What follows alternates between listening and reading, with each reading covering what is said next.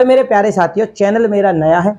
अगर मेरी वीडियो आप लोगों को अच्छी लगे तो इसे मेरी वीडियो अगर आपको अच्छी लगे तो इन्हें ज़्यादा से ज़्यादा लाइक करें, शेयर करें। चैनल पर अगर नए हों तो चैनल को सब्सक्राइब करें। ठीक है, तो अब होता क्या है, इनके अन्य नाम। भाई देखो, इंद्र को आर्य लोग इंद्र देवता को प्रमुख देवता मानते थे और वो कहते थे कि इनके ही कृपा से बारिश होती है, यानी वर्षा के जो देवता थे वो इंद्र थे।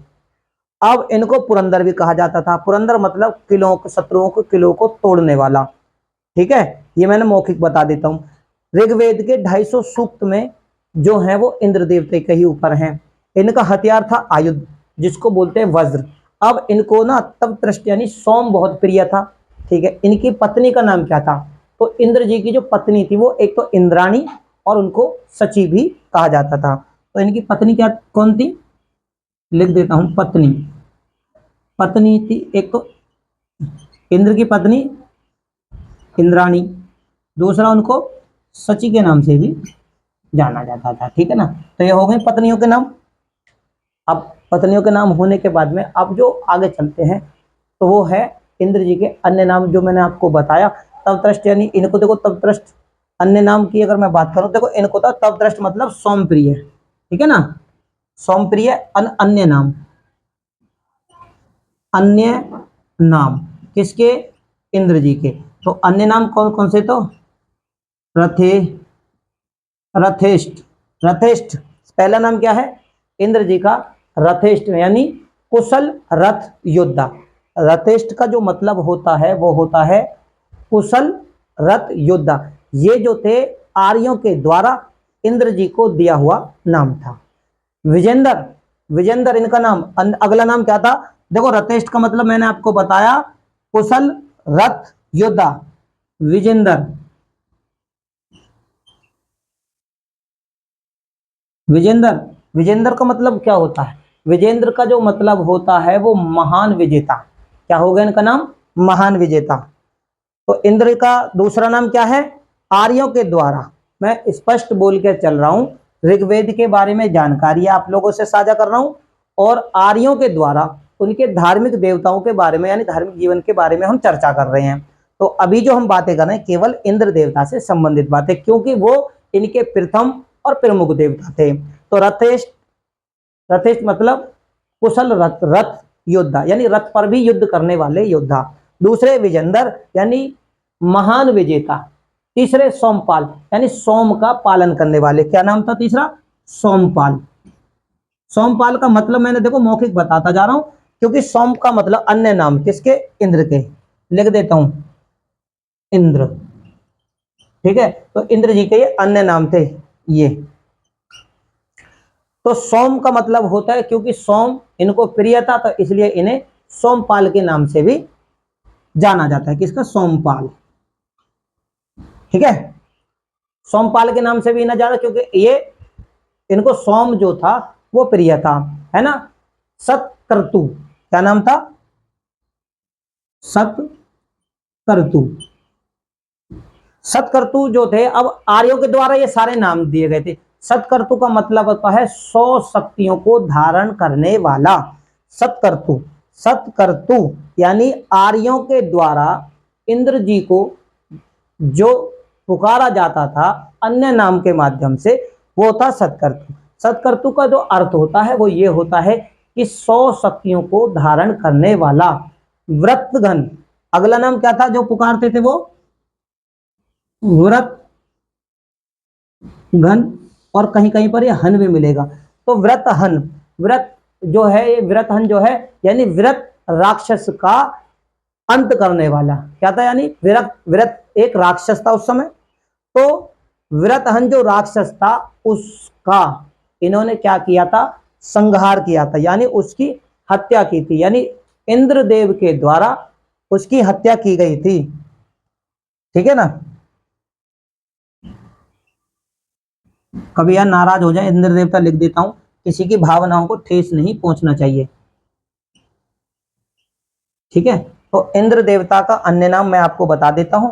तो व्रतघन मतलब एक उस समय राक्षस हुआ करता था व्रतहन, और व्रतहन जो राक्षस था तो इंद्र देवता ने उसका संहार किया था, यानी उसको मार दिया था, उसकी हत्या कर दी थी, तो इसलिए इनका जो नाम पड़ा मृतहन के नाम से भी आर्य लोग ने ऋग्वेद में इनको पुकारा जाता है। अब ये भी समझ सकते हैं। अब इसके बाद में होता क्या है, इनका अगला नाम है माधव। और माधव किसका नाम है, तो माधव भगवान श्री कृष्ण को भी बोला जाता है, ठीक है ना। तो माधव का मतलब होता है दानशील। क्या, माधव का जो मतलब है वो है दानशील। यानी ऋग्वेद में इंद्रदेव को दानशील के नाम से भी जाना गया है। क्यों जाना गया है, क्योंकि आर्यों के द्वारा इनको पुकारा जाता था, और ये ऋग्वेद में उल्लिखित है। इंद्र के बाद में अगर मैं बात करूं, तो जो अगले देवता थे आर्यों के, ऋग्वेद के अनुसार आर्यों के जो अगले देवता थे उनका नाम था अग्निदेव। क्या नाम था, तो उनका नाम था अग्निदेव। दूसरे प्रमुख अग्निदेव, यानी अग्नि देवता, ठीक है। अब इनके बारे में हम चर्चा करेंगे। तो ये थी कुछ महत्वपूर्ण बातें जो कि इंद्र देवता जी से संबंधित थी। अब जो हम गाएंगे वो थे दूसरे देवता, प्रमुख दूसरे देवता, आर्यों के प्रमुख देवता, या ऋग्वेद के अनुसार जो प्रमुख देवता थे दूसरे, वो थे अग्निदेव। इनका स्थान इंद्र जी के बाद आता था, और ये दूसरे नंबर के देवता थे। इनके ऊपर ऋग्वेद में क्या है, 200 सूक्त लिखे हुए हैं। क्या है, 200। इनके ऊपर कितने हैं, 200 सूक्त हैं, ठीक है ना। 200 सूक्त हैं, और ये दूसरे दूसरे प्रमुख देवता, प्रमुख देवता, ठीक है। ये प्रमुख देवता थे दूसरे नंबर के।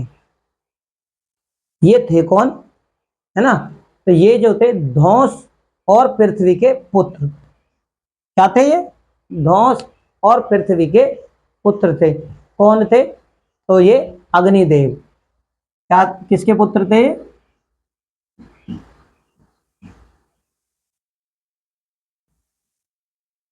पृथ्वी के पुत्र इनको माना जाता है। इनके बारे में कुछ ये विशेषता है। तो ये जो अग्निदेव थे ये धौंस और पृथ्वी के पुरुष थे। इनकी जो विशेषता थी, किसकी, ऋग्वेद में इनकी विशेषता क्या थी, इनकी विशेषता ये थी कि इन्होंने देवता और पुरुषों के बीच में मध्यस्थता, इनके बीच में देवता, इनकी विशेषता थी देवता प्लस मानव, ठीक है ना। इन्होंने की थी मध्यस्थता। तो मानव और देवताओं के बीच में मध्यस्थता करने वाले जो थे कौन थे, तो वो थे अग्निदेव, ठीक है। अब होता क्या है ये, क्योंकि ये जो देवता तो आपने उतार लिए होंगे, अब इसके बाद में मैं बात करूं, ये थे किसके, पृथ्वी के देवता, क्योंकि पृथ्वी पर आ गए। मध्यस्थता का जो मतलब था वो था इनको पृथ्वी पर, पृथ्वी पर क्या, अग्नि सभी कहते हैं, ठीक है ना। तो पृथ्वी पर इनको अग्नि कहा जाता था। सूर्य के समान तेज थे, ठीक है। इनको सूर्य का दूसरा रूप भी माना जाता था। अंतरिक्ष में अगर मैं बात करूं, किसकी, अंतरिक्ष की अगर मैं बात करूं, ये क्या थे, धौंस पृथ्वी के पुत्र थे। देवता और मानव के बीच में इन्होंने क्या किया, सबसे प्रमुख काम क्या था, इनका मध्यस्थता का काम इन्होंने किया था। पृथ्वी पर, अब देखो पृथ्वी पर इनको क्या कहा जाता है, इनकी कुछ विशेषताएं हैं, उनके बारे में जानेंगे। पृथ्वी पर इनको तड़ित, ठीक है ना, पृथ्वी पर तड़ित, और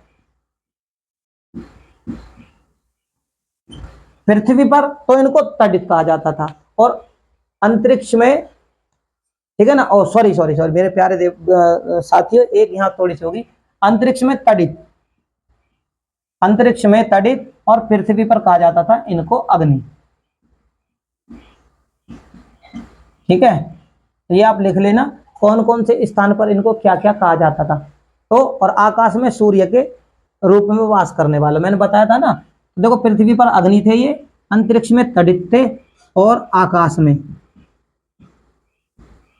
में क्या थे ये, सूर्य के समान, सूर्य के समान वास करने वाले। तो ये लिख लेना इंपॉर्टेंट। भाई जो भी मुझे महत्वपूर्ण बिंदु तथ्य लगे वो आपसे मैं साझा कर रहा हूं। क्योंकि पेपरों में कहीं से कुछ भी पूछा जा सकता है। और आज के जो आधुनिक समय में पेपर देखे जा रहे हैं वो ये कि सबसे ज्यादा क्वेश्चन मिलान के लिए बहुत आ रहे हैं। तो आप इन सभी चीजों पर, छोटी छोटी बातों पर भी गौर करना। तो पृथ्वी के समान ये वास करने वाले हो गए ऋग्वेद के अनुसार।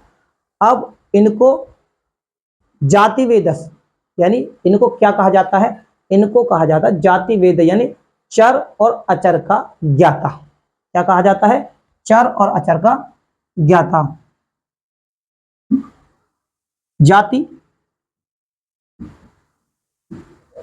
जाति वेदस, जाति वेदस क्या है, यानी चर अचर का इनको ज्ञाता माना जाता है। ठीक है ना।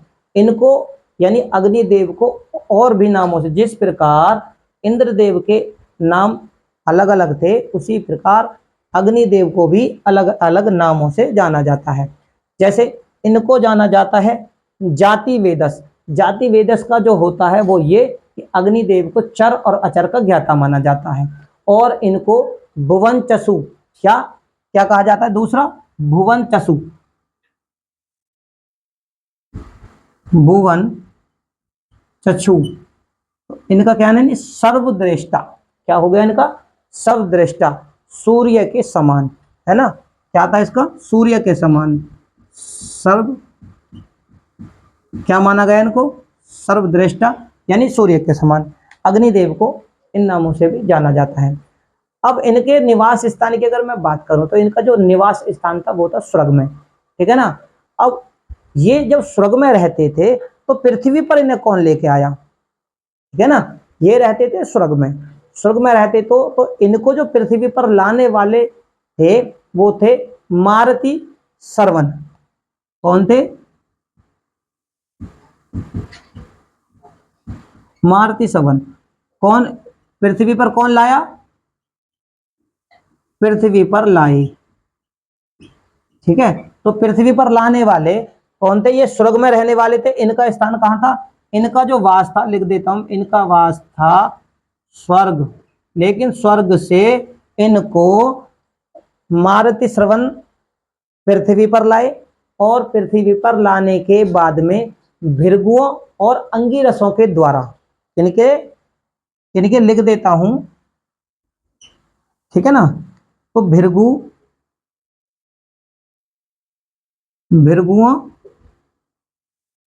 प्लस अंगिरस, भृगु और अंगिरसों के द्वारा, ठीक है ना, द्वारा। तो अंगिरसों के द्वारा क्या किया गया था भाई, देखो रहने वाले थे ये स्वर्ग में, स्वर्ग में रहते थे। तो मारुति श्रवण के द्वारा इन्हें पृथ्वी पर लाया गया। कहां पर लाया गया, पृथ्वी पर। और जब ये पृथ्वी पर इनके द्वारा आ गए तो भृगुओं द्वारा, यानी अंगिरस, भृगु ऋषि और अंगिरसी ऋषियों के द्वारा इनको कहां पर लाया गया, यज्ञ वेदी। कहां लाया गया इनको, यज्ञ वेदी में लाए। ठीक है। तो दोनों के अलग अलग मतलब, पृथ्वी पर ये अलग उसमें परिभाषा में, यानी पृथ्वी पर लाने वाले अलग थे और यज्ञ वेदी में इनको लाने वाले अलग थे। यज्ञ वेदी में इनके भृगुओं द्वारा प्लस अंगिरस ऋषियों के द्वारा इनको यज्ञ वेदी में स्थापित कर दिया। ठीक है। कहां पर हो गए अग्निदेव, यानी पृथ्वी में स्थापित हो चुके।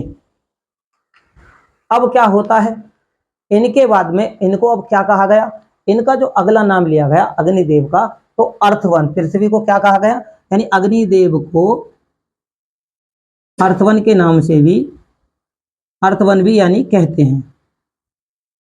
तो ये जो जानकारियां ये अग्निदेव से संबंधित है। हो सकता है पेपरों में कहीं से भी कुछ भी पूछा जा सकता है। और मैं आप लोगों से आशा करता हूं कि आप लोग इन सभी चीजों को बारीकी से नोट्स बना लीजिए या फिर याद रख लीजिए। ठीक है। अर्थवन भी कहते हैं। इसके बाद ये जो जानकारी थी ये थी अग्निदेव से संबंधित। मेरे प्यारे साथियों, पहले प्रमुख देवता इंद्र देवता और दूसरे प्रमुख देवता जो थे वो अग्नि देवता थे। तीसरे देवता कौन से थे, ऋग्वेद में तीसरा स्थान जिस देवता का था वो थे वरुण देव। कौन से थे, तो वरुण देव का जो स्थान था वो तीसरा स्थान था। मेरे प्यारे साथियों, अगर मेरी वीडियो आप लोगों को अच्छी लगे तो इसे ज़्यादा से ज़्यादा लाइक करें, शेयर करें, चैनल पर नए हों तो चैनल को सब्सक्राइब करें।